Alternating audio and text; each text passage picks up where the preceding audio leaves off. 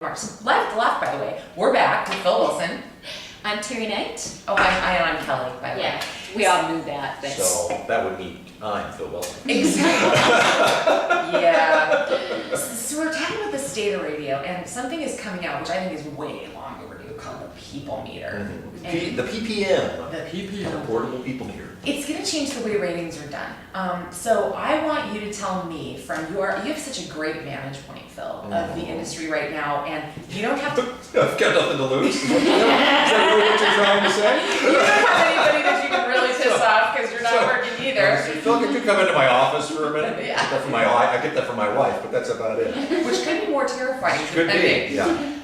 What do you think about the People Meter? Do you think it's gonna do you think that the ratings have been BS for a number of years? Well, I don't know if they've been BS. I mean, you could easily say that, especially in light of ratings that are available now and return on investment and metrics. I love that, metrics.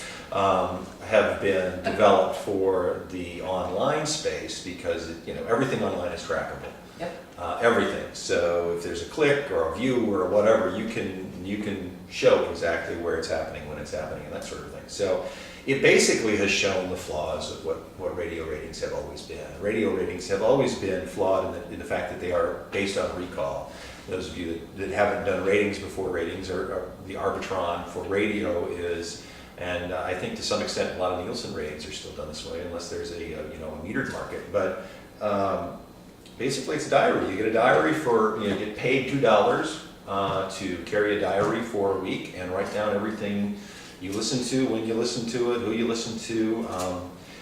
And the problem became that most people just don't have time for that sort of And thing. whoever fills in anything consistently. and not only that, quite honestly, a lot of times they don't even know who they're listening to. Right. I'm not kidding, because I was on a lot of different stations at one point in time, and there would be, I heard you on 6, I heard you on KQ. No, you didn't. But, they really aren't paying attention to the exact place they're listening to.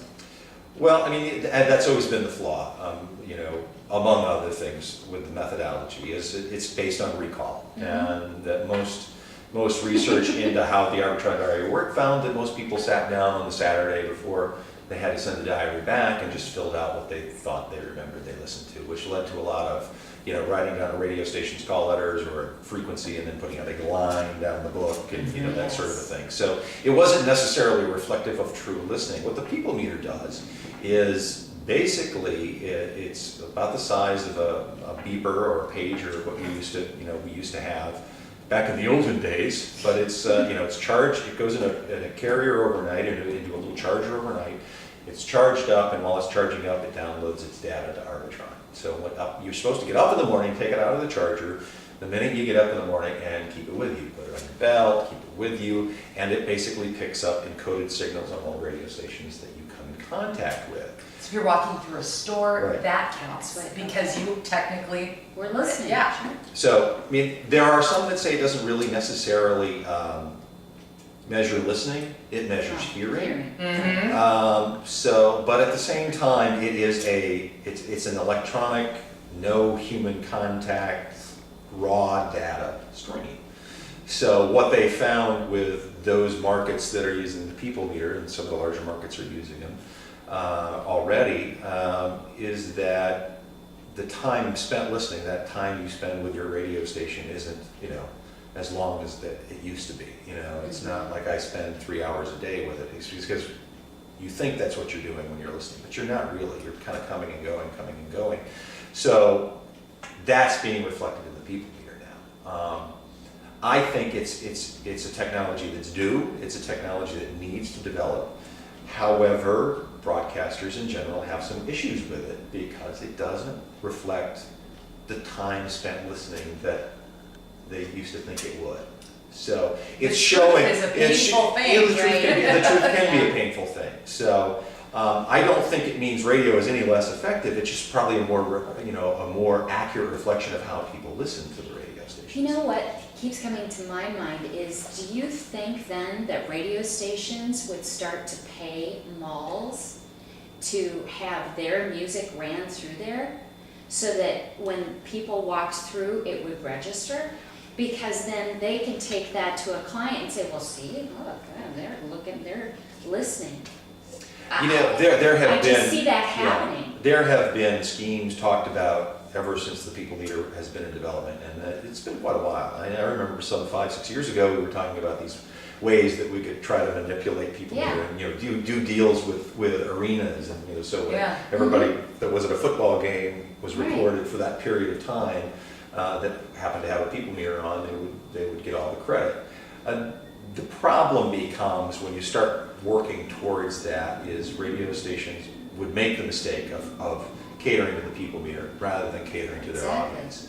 And that already That's happens enough with what- Arbitron. It So, does. so really, you know, what you see is, you also get into issues with BMI and ASCAP dues. You know, if you play your radio station in a mall or a store, Oh, right. the okay, store or the that's mall true. needs to be All right. paying for the music that they're hearing. So it gets a little complex, but I think it's an interesting first step, and that's what it is, the first step. And I would hope that broadcasters would look at that as a first step. Is it perfect? No, it's not perfect. Is it necessarily always flattering? No, it's not always flattering.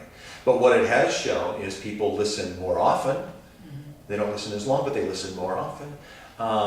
Those radio stations that used to not do well in the Arbitron diaries because people didn't want to admit that they were listening to them are doing better now because, you know, you're not editorializing, you're not voting in the Arbitron diary now, you're just listening. So, but I think it's a valuable first step. I really do. I like it that they're going to it's going to be the real truth now, because before I think it was a very distorted picture.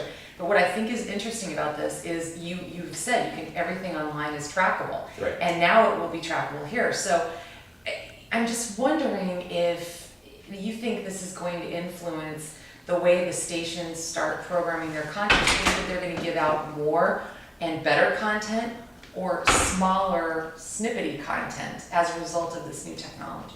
Well, I think what we've seen early on in the People Meter's existence, as far as it pertains to music radio, they are reacting to tune-out by cutting down on the amount of talent. Okay. Okay, so in music radio, in a PPM world, a radio station that plays nothing but music will show up better in the PPM because there's less interruption, there's less point for tune-out. The problem is that makes radio even more generic and less local. Mm-hmm. So I think that's a mistake to play to that strength, just to drive a number in the People Meter, because I don't think it does anything for those that are trying to get a message out on radio. For better or for worse, commercial radio is about commercials and advertising. It's an advertising platform.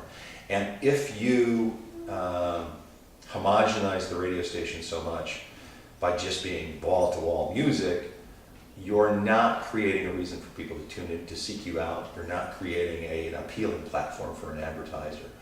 I think it's a mistake, but we'll see what happens. But yes, it will impact, just as the Arbitron diary impacted what we did. When we play a group of commercials, we play it at 20 after the hour, because 20 after the hour is in the middle of a 15-minute period of time, and we want you to know that you're listening at 20 minutes after. So we get full credit for that 15 minutes, that even though you may have only heard that one break, we want that full 15 minutes. So yeah, it definitely will impact how we do things.